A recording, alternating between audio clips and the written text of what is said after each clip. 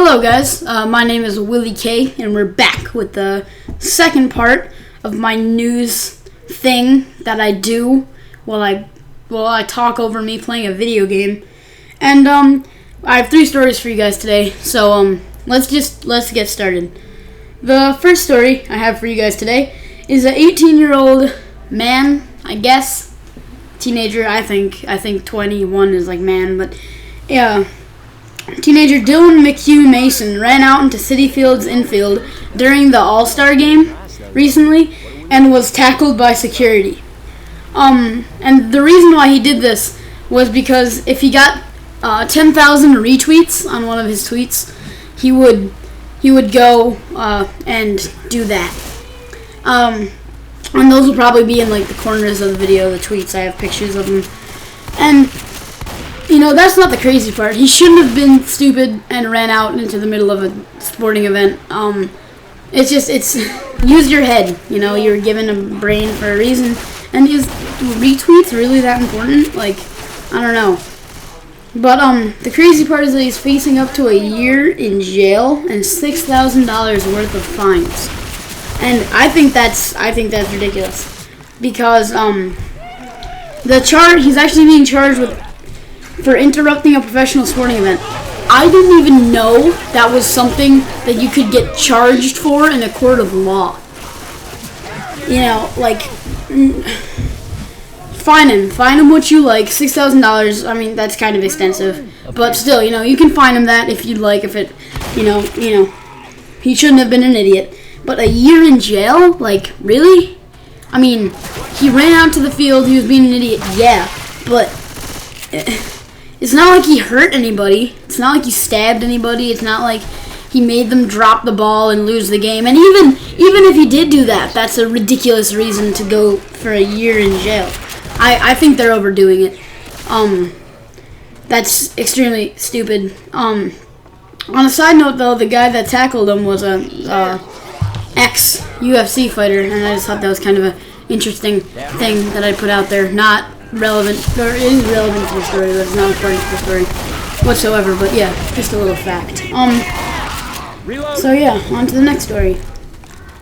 The next story I have today is a Beijing man by the name of Wu Zhengtong was shocked by his iPhone 4 charger on July 10th.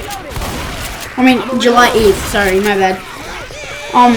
And on the 18th, that was his 10-day mark for being in the coma. I'm not sure how it is right now. There'll probably be like an annotation if I find out. If I don't, there won't be. But it wasn't an Apple charger. It was a third-party device. Now, Apple generally sells their chargers for about $35, and that's a lot of money for a charger. Like, I don't know, but you can find third-party ones for up to like $3.50. You know, $3.50. And, you know, one would think, oh yeah, I can, that's a good deal. But the crazy part is that this may, be connected to a recent electrocution. Another woman was killed, when answering her iPhone 5, connected to a third-party charger. I don't know how it can transmit, like, she died. Like, that's a lot of electricity. I don't know how a charger like that and through the phone and just like, bah.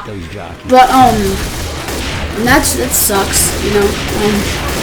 I think whoever they bought this from should definitely be sued because that's complete failure to test their products. I mean, it has to be. And, you know, resulting in a coma and a death. It's pretty serious, I'm not gonna lie. But, you know, that's a thing. Apparently you can die by buying third-party chargers. So be careful. Make sure you get something, I don't know. You don't have to buy an Apple one, but you don't have to buy a really sketch one that kills you. Yeah. I think it's completely the company's fault, not these poor people's fault. Like it's bad that they were shocked. And you know, test your products. It's the thing with like games and all that. If it's broken, you don't put it out to the public because either it's a waste of money or you kill someone. And these people managed to kill somebody. So, you know, I'm sure it wasn't like intentional, like, oh, we're gonna bug this and kill this lady, but still, you know, be careful. Test your products. That's what I have to say. Anyway, the last story for today is that last Thursday, a demolition crew in Lake Worth, Texas, demolished the wrong house. What? Why? Why did you... I'm pretty sure you get a street address, and then you go there with a crane, and you knock down the building. How could you fail to do your job and, like, read numbers and then look for the numbers? And, like... And the city isn't saying much about the matter until, like, the investigation was complete. I don't really know what they're investigating. Like, these guys knocked down a house that wasn't supposed to be knocked down on. And it's costing the city a lot of money, as you can imagine, because one person was saying that it wasn't a bad house, one lady was saying it was a trashy house, but regardless of what they think, it's they knocked down the wrong house, and that's a house, and that's a lot of money that it costs the city or the people who are selling it privately, and that's not good for anyone when you lose money. But yeah, like, what were they, like, how were they, like, drunk or something? Like, I can look and I can see the address of my house when I'm riding my bike or something like that, and I know street addresses, but, like, use your heads. I'm saying, and this has been every single story, use your head. The guy ran out into a baseball game because he was being an idiot and wasn't using his head, and now he's in deep trouble. People are getting in comas and getting killed by chargers because people aren't testing their products and they need to use their heads. And these demolition crews wrecked a house. The wrong house. Use your head. I mean, you know, maybe it wasn't marked, but there was a video where the house was, and there was a documentation. The number, I saw it. It said 957, if I remember correctly. I saw the video a few hours ago. And, you know, just use your heads. That's all I can say. It's not a hard thing to do. Just think before you act. That's you know, if you do that, you're gonna be fine.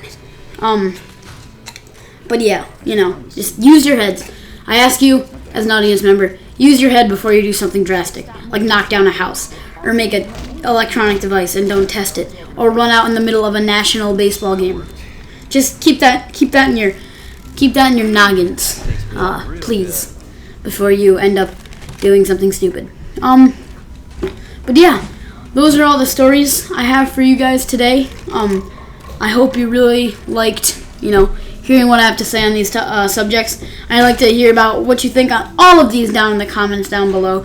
There isn't necessarily an exact question of the day, or I guess there is, like, what was the one time that you regret where you didn't use your head? Like, what mistake did you make that made you, like, that you could, if you had used your head, you would have never gotten in that position? I'm sure everyone has that.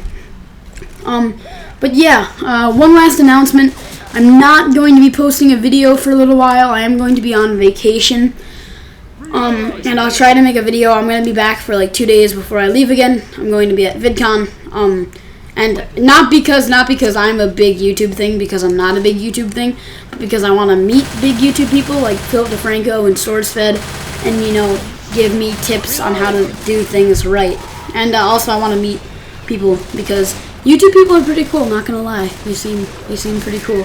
I actually omegled with Joe Beretta from SourceFed a few nights ago, and he was really nice. But yeah, thank you guys for watching the video. Don't forget to like the video if you liked the video, and don't forget to subscribe so you can keep up to date with my uploads, even though they won't be as frequent these next couple of weeks. They will be there, and they will be up sometime soon. So I'd like to thank you guys again for watching. My name is Willie K, and I'll see you guys in the next thing that I post. Goodbye. Reload.